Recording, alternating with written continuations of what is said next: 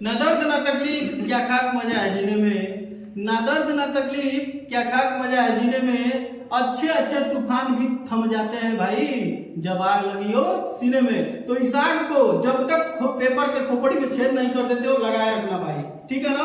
और ये हिंदी का मैं हल्ला बोल के कह रहा हूँ, यानी कि देवरिया में राघव नगर जो है ना अरुण पैथोलॉजी के पास ये प्रिंस करियर क्लासेस है, और यहाँ से ऑफलाइन क्लास भी चलता है और ऑनलाइन मंच से भी हम लोग दहाड़ने का काम कर रहे हैं।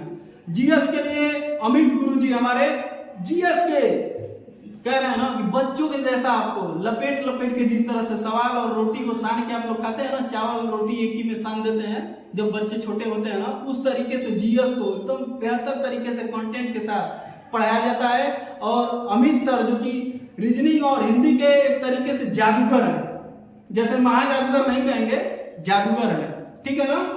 अब आज हम लोग बात करेंगे भाई संज्ञा के बारे में। कहीं भी पढ़ते होगे ना, कहीं भी हिंदी का क्लास किए होगे ना, मात्र हमारे साथ इस वीडियो में 5 से 7 मिनट बने रहो। अगर अपना मतलब एक तरीके से आपके दिल में स्थान को बना लिया ना, तो फिर मेरा नाम धनंजय नहीं। चलिए संज्ञा का शुरू करते हैं यहाँ पर। और सबसे पहले अगर हम संज्ञा को शुरू करेंगे तो सबसे पहले इसका परिभाषा आता है, तो इंग्लिश में सुनिए। A noun is the name of person, place or thing. Any name is a noun including a feelings. यानी किसी वस्तु, स्थान या फिर भाव के नाम को ही क्या कहते हैं, संज्ञा कहते हैं। यानी कि व्यक्ति हो गया या फिर स्थान हो गया, कोई आपके अंदर यानी कि हृदय के अंदर कोई भाव उत्पन्न हो रहा है, वो भी संज्ञा के अंतर्गत आता है। अरे भाई जो चीज भी हमको आंख से दिखाई दे रहा है ना, जो चीज भी, मोबाइल अपने हाथ में, घड़ी पहने होंगे, कपड़ा पहने, हम दिखाई दे रहा है, हमारा ये मार्कर दिखाई दे रहा है, ये पूरा का पूरा व्हाइट बोर्ड दिखाई दे रहा है, मतलब जो भी आपको दिख रहा है भाई वो संज्ञा है तो है, इतना जानिए, ठीक। अब बात करेंगे हम संज्ञा के मुख्य प्रकार। और जब भी मुख्य लगे ना तो समझ जाइए कि उसका और भी भेद है, और भी भेद है तभी मुख्य लगा है। लेकिन मुख्यतः क्या भेद होगा भाई? 3, व्यक्तिवाचक संज्ञा, दूसरा है जातिवाचक संज्ञा, और तीसरा नंबर पर आता है आपका भाववाचक संज्ञा। वैसे तो बहुत से लोग जानकार हिंदी के कहते होंगे कि 5 भेद होता है, नहीं, मुख्यतः 3 भेद होता है। और ये जातिवाचक जो संज्ञा है ना, इसी से 2 संज्ञा का निर्माण होता है। एक होता है आपका समूहवाचक और एक होता है आपका द्रव्यवाचक। तो इस तरीके से कह सकते हैं कि 5 भेद होते हैं, लेकिन मुख्यतः अगर पूछता है पेपर में तो कितना होगा? 3 भेद होगा, ठीक। अब हम लोग बात करेंगे व्यक्तिवाचक संज्ञा के बारे में, ठीक है ना। अरे पूरा देवरिया में हल्ला हो गया भाई, हिंदी का क्लास, रीजनिंग का, मैथ का और जीएस का इतना बेहतर तरीके से बेहतर कंटेंट के साथ जो है कि ऑफलाइन क्लास से लेकर के ऑनलाइन मंच पर भी हम लोग उतरे हैं। और आप लोग परखिए, देखिए कि सच्चाई आखिर क्या है, ठीक। यहाँ पर मजाक नहीं होता है और ना ही कुछ भी आके नाम से नाम बोलना होता है। केवल हम लोग अपने कंटेंट पे काम करते हैं और अपने बच्चों के लिए एक बेहतर भविष्य हो, उनका नौकरी लगे, चाहे वो किसी भी विभाग में लगे, उस पर काम किया जाता है। तो व्यक्तिवाचक संज्ञा के बारे में जब बात करेंगे, व्यक्तिवाचक का मतलब खास नाम। जब भी आपको खास नाम के बारे में, यानी कि कह सकते हैं कि जैसे राम है तो एक खास नाम हुआ कि नहीं हुआ। जैसे बहुत से लोग बैठे हुए हैं और उसमें हम किसी का नाम अगर ले लेंगे तो वो खास नहीं हो गया जी। तो जो खास नाम हो गया, जैसे राम है, श्याम है, आगरा है, गंगा है, नदियों में तो बहुत सारी नदियां हैं, लेकिन मैंने गंगा का नाम लिया ना, तो एक खास नाम हुआ कि नहीं हुआ? वही क्या है? व्यक्तिवाचक संज्ञा है, ठीक है। यहाँ पर देखिए हिमालय, वैसे तो बहुत पर्वत होंगे, लेकिन जो एक हिमालय है वो क्या है? खास नाम हो गया कि नहीं हो गया? तो ये क्या है आपका? व्यक्तिवाचक संज्ञा के अंतर्गत आएगा, ठीक। यानी कि व्यक्तिवाचक संज्ञा किसको कहते हैं? जहां पर खास व्यक्तियों का बोध होता है, चाहे खास नामों का बोध होता है, उसको कहते हैं व्यक्तिवाचक संज्ञा। समझ में आ गया कि नहीं आ गया? और वीडियो को अंत तक देखिए, अगर संज्ञा को समझना है तो बताते रहेंगे, ठीक है, एकदम लास्ट तक बने रहिए। दूसरे नंबर पर आपका आता है जातिवाचक संज्ञा। और जातिवाचक संज्ञा, इस देखिए जातिवाचक संज्ञा कहते हैं किसको है? मतलब किसी एक नाम से उसके पूरे जाति वर्ग का बोध करा दे, उसी को क्या कहते हैं? जातिवाचक संज्ञा कहते हैं। यानी कि कोई एक नाम आप लीजिए और उस एक नाम से पूरे उसके जाति वर्ग का बोध हो जाए, उसी को कहते हैं जातिवाचक संज्ञा। ये देखते हैं, जैसे इसका एग्जाम्पल मैंने यहाँ पर लिखा है। जैसे मान लीजिए लड़का है, तो क्या आप बता सकते हैं कि आपके घर के लड़के का मैं बात बोल रहा हूँ कि आप अब मेरे घर का अपना बात बोल रहा हूँ लड़के का, कि किसी और के घर के, चाहे किसी भी लड़के का पार्टिकुलर मैंने नाम नहीं लिया है, केवल लड़का बोल दिया है, यानी कि एक लड़का से उसके पूरे जितने भी लड़के होंगे उसका बोध हो रहा है। और जैसे ही उस लड़के का नाम मैंने रख दिया तो किसमें चला जाएगा? व्यक्तिवाचक संज्ञा में। मेरे साथी बहुत मेहनत से आपके बीच कंटेंट से लेकर के और हर एक चीज यहाँ पर बताया जाता है, तो आप सभी लाइक शेयर सब्सक्राइब अवश्य करिएगा, ठीक है ना। फिर देखिए पर्वत। पर्वत का मतलब देखिए, पर्वत में बहुत सारे पर्वत है, भारत में भी बहुत सारे पर्वत है, कई अदर्स कंट्री में भी क्या है पर्वत है, लेकिन उसमें किसी पर्टिकुलर पर्वत की बात नहीं किया गया है, ठीक। यानी कि एक पर्वत से पूरे पर्वत का बोध हो जाता है, यानी कि एक ही नाम से उसके पूरे जाति का बोध हुआ कि नहीं हुआ, बात को समझिए। ये देखिए गाय, या फिर अपने घर की गाय हो चाहे दूसरे के घर की गाय हो, किसी विशेष गाय की बात मैंने नहीं किया है, यानी कि एक ही गाय से उसके पूरे वर्ग, उसके पूरे जाति, यानी कि कोई भी गाय, किसी के भी घर की गाय हो, उसकी मैंने बात यहाँ पर किया है। अगर यही कह देता कि राम के घर की गाय, चाहे अगर कह देते देसी गाय, तो चला जाता व्यक्तिवाचक संज्ञा में, लेकिन मैंने केवल गाय का बस नाम लिया है, तो इसके लिए किसमें जाएगा? जातिवाचक में। यानी कि एक ही गाय है और उस गाय से सबके घर की गाय का बोध करा दिया जाता है, ठीक। यह है आपका पेन, तो एक ही पेन से सभी पेनों का बोध हो रहा है। इसमें यह नहीं कि रिनॉल्ट पेन है, कि बहुत सारे पेन आते हैं कंपनियों का, ठीक है ना, तो वो क्या हो जाएगा आपका, जब कंपनी का नाम हम ले लेते तो किसमें चला जाता है? व्यक्तिवाचक में। लेकिन मैंने कंपनी का नाम नहीं लिया है, तो किसमें आएगा? आ जाएगा आपका जातिवाचक में, ठीक है ना। तो इस तरीके से मैंने जातिवाचक को भी बहुत ही बेहतर तरीके से आप लोग के बीच समझाने का प्रयास किया है। मेरे साथ ही एकदम मन तक बने रहिएगा। चलिए अगला है आपका भाववाचक संज्ञा। अभी इसको भी बताएंगे, जातिवाचक से ही टूटा है क्या? समूहवाचक और द्रव्यवाचक। देखिए भाववाचक के बारे में अगर बात करेंगे तो देखिए, जहां पर क्या हो, फीलिंग्स की बात हो, जहां पर क्या हो, भाव उत्पन्न होता हो, आपके हृदय के अंदर से कोई भी संवेदनाएं जो हो, किसी कार्य को कोई कर रहा है उसके प्रति, या फिर कोई बात है, उसको आप किस तरीके से अपने भाव को व्यक्त करते हैं, उसी को कहते हैं क्या? भाववाचक संज्ञा। जैसे मान लीजिए लंबाई। अच्छा ये बताइए, लंबाई, जब मैं लंबाई का नाम ले रहा हूं तो क्या आपके अंदर एक भाव नहीं आ रहा है कि लंबाई का मतलब उसका लंबाई देखा जाता होगा, मतलब लॉन्ग, कितना लंबा है, ठीक है ना। यानी कि कह दिया कोई मोहन की लंबाई अच्छी है, तो ये लंबाई से आपके दिमाग में क्या सेंस आ रहा है कि मतलब बहुत लंबा होगा। अगर मान लीजिए कोई छोटापन कह दिया तो यानी कि बहुत छोटा, आपके अंदर छोटे का भावना आता होगा, कि आपके अंदर एक इमेज तैयार हो जाती होगी लंबाई से। मेरे कहने का मतलब बस ये है। जैसे मानिए यात्रा को आपने देखा नहीं होगा, लेकिन महसूस अवश्य किए होंगे कि मैं देवरिया से गोरखपुर गया था, या फिर गोरखपुर से मैंने दिल्ली तक का सफर किया था। तो एक जो यात्रा, उसके दरमियान आपकी यात्रा का नाम जो आता है वो क्या होता है? भाववाचक होता है। तो यात्रा के संदर्भ में आपके दिमाग में इमेज ही बनेगा कि मैं गया था, तो इस तरीके से गया था, लेकिन जो यात्रा है वो क्या हो गया? वो भाव एक तरीके से प्रकट कर रहा है, यानी कि आप उसको महसूस कर पा रहे हैं यात्रा को। बस से गए थे, ट्रेन से गए थे, कि हवाई जहाज के द्वारा गए थे, ये क्या है? भाव है, यात्रा, ठीक है ना। अब देखिए प्रेम, ये भाववाचक संज्ञा का बात हो, प्यार मोहब्बत वाली फीलिंग्स ना है तो हो ही नहीं सकता है। यानी कि जो प्रेम होता है उसको महसूस किया जाता है। देखते हैं ना कि आज भी बहुत से ऐसे लोग हैं कि वो प्रेम किससे करते हैं? श्री कृष्ण भगवान से कर लेते हैं।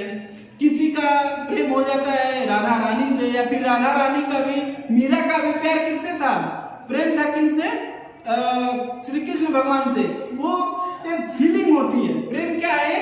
फीलिंग का शब्द है, उससे महसूस किया जा सकता है, ठीक है ना। तो इस प्रकार से जैसे बुढ़ापा है तो आपके अंदर इमेज आता होगा। देखिए मतलब ये देखिए इसका सेंस क्या है, समझिए भाववाचक का सेंस क्या है। जैसे बुढ़ापा का मतलब क्या होगा, आपके अंदर इमेज बनता होगा कि किसी व्यक्ति का बाल क्या हो गया होगा, सफेद हो गया होगा, दाढ़ी भी उसकी सफेद हो गई होगी, वो थोड़ा सा झुक के चलता होगा, लाठी का उपयोग करके चलता होगा। ये सब फीलिंग्स आपके अंदर आई कि नहीं आई? तो यही सब जो फीलिंग आपके अंदर आ रहा है मेरे भाई, वही क्या है, भाववाचक संज्ञा है। तो देखिए यहाँ पर बेहतर से बेहतर कंटेंट आप लोग के बीच प्रोवाइड किया जा रहा है। अमित सर के द्वारा जीएस और मैथ और रीजनिंग पढ़ाया जा रहा है, हमारे महागुरु कह सकते हैं अमित सर के द्वारा। आप सभी के बीच बेहतर कंटेंट देने का हम लोग काम कर रहे हैं और उसके साथ साथ कड़ी मेहनत भी किया जा रहा है कि इसमें से जो भी चीज मैं पढ़ा रहा हूँ आप देखिएगा, पेपर में अगर न दिखे या फिर कहीं देखिएगा प्रीवियस ईयर का टेस्ट उठाइएगा, क्या इसमें से पेपर बना नहीं है जो मैं आपको बोल रहा हूँ, जो समझा रहा हूँ। तो ये सब चीजें देख के भी आप लोग चैनल से जुड़ने का काम करें, ज्यादा से ज्यादा लाइक शेयर सब्सक्राइब करिए, अपने मित्रों को जोड़िए। ऑफलाइन क्लासेस हमारा चलता है यहाँ पर, आप लोग उससे भी जुड़ने का काम करिए। अभी तो शॉर्ट में मैं बस वही चर्चा कर रहा हूँ जो पेपर में आने की संभावना है। अब देखिए जातिवाचक ही क्या होता है, टूटता है और इसको क्या किया गया है, समूहवाचक नाम दिया गया है और इनको द्रव्यवाचक नाम दिया गया है, ठीक है ना। अच्छा बताइए, ये परिवार किसी खास नाम नहीं आ रहा जी, परिवार में खास नाम तो आ नहीं रहा है, ये एक तरीके से जातिवाचक के जैसा लग रहा है, लेकिन वही परिवार में कई लोग होते हैं, 4 लोग, 5 लोग, 6 लोग, 10 लोग, 20 लोग हो सकते हैं। तो इस प्रकार से ये परिवार किसमें आएगा, जातिवाचक से टूट के किसमें आएगा, ये परिवार समूहवाचक में, किसमें आएगा, समूहवाचक में, ठीक है ना। और ये जो वर्ग है, वर्ग एक जाति समूह एक वर्ग कहलाता है, वही वर्ग की मैं बात कर रहा हूँ। तो जैसे मान लीजिए अगर बहुत सारी जातियां हैं, जैसे मान लीजिए कोई यादव है तो कोई त्रिपाठी हो गए, या फिर कोई मान लीजिए सिंह हो गए, तो इस तरीके से बहुत सारे वर्ग हैं कि नहीं है, तो एक प्रकार से वो क्या हो गया, समूह का बोध कराता है। बहुत सारी जातियां जब एक साथ मिलाएंगे तो समूह नहीं हुआ, वही चीज है वर्ग। फिर देखिए संघ, संघ क्या है, आप लोगों ने जीएस में पढ़ा होगा कि जो संघ हो उसका क्या मतलब होता है, भारत राज्यों का क्या है, संघ है। पहला जो अनुच्छेद है उसमें है ना, भारत राज्यों का संघ है। तो ये संघ जो है ये किसका बोध कराता है, समूह का बोध कराता है। किसका बोध कराता है, समूह का। हालांकि यह है जातिवाचक ही, लेकिन जब जातिवाचक से टूटता है तो एक और नाम दिया गया है समूहवाचक। तो संघ में क्या होता है, बहुत सारे गुच्छे हो जाते हैं। संघ का मतलब क्या हो गया, जुड़ा, संगठन। तो संगठन में, संघ में 1-2 लोग तो रहेंगे नहीं, बहुत सारे लोग रहेंगे, तो इसीलिए उसको समूहवाचक कहा दिया जाता है। अब जैसे मान लीजिए सभा, आप नॉर्मली बेस में देखिए आपके घर में, आपके गांव में भी सभाएं होती हैं जो ग्राम प्रधान के द्वारा संचालित की जाती है। तो उसमें बहुत सारे लोग इकट्ठा होते हैं और राय करते हैं, पंचायत करते हैं। पंचायत में क्या है, माने कि कुछ लोगों की राय, या फिर सभा को कह सकते हैं कि बहुत सारे लोग इकट्ठे होकर कोई सभाएं करते हैं। तो सभा में 1-2 लोग तो नहीं रहते, बहुत सारे लोग रहते हैं, इसलिए वो समूह के अंतर्गत आएगा। ठीक, आशा करते हैं कि समूहवाचक भी आप समझ गए होंगे। अब जातिवाचक से ही टूटा है द्रव्यवाचक संज्ञा, ठीक है ना। द्रव्यवाचक संज्ञा टूटा है, तो ये बताइए, ये लोहा जो है, लोहे में भी बहुत सारे नाम होते हैं, लोहे का। तो जब उसका नाम हम रखेंगे तो हो जाएगा व्यक्तिवाचक, लेकिन ये होगा जातिवाचक। और जातिवाचक में जब नाम नहीं रहेगा किसी का खास, तो जातिवाचक में आएगा और इसी से टूट कर बना है द्रव्यवाचक। और द्रव्यवाचक का मतलब यह होता है कि जो खनिज होते हैं या फिर जमीन के अंदर से भी बहुत सारे लौह अयस्कों को प्राप्त किया जाता है, या फिर ऐसे होते हैं कि जो मॉलिक्यूल्स होते हैं। जैसे साइंस में आप लोगों ने पढ़ा होगा कि बहुत सारे तत्वों से मिलकर के कोई अगर तत्व तैयार होता है या फिर कोई एलिमेंट्स बनता है, कोई वस्तु बन जाती है, तो उसको भी क्या कहते हैं, द्रव्यवाचक ही कहते हैं। तो जैसे सोना हो गया, ठीक, घी हो गया, यानी कि सोना, चांदी, घी, ये जितने भी होते हैं, तेल हो गया, ये सब किसके अंतर्गत आएंगे, द्रव्यवाचक संज्ञा के अंतर्गत आएंगे।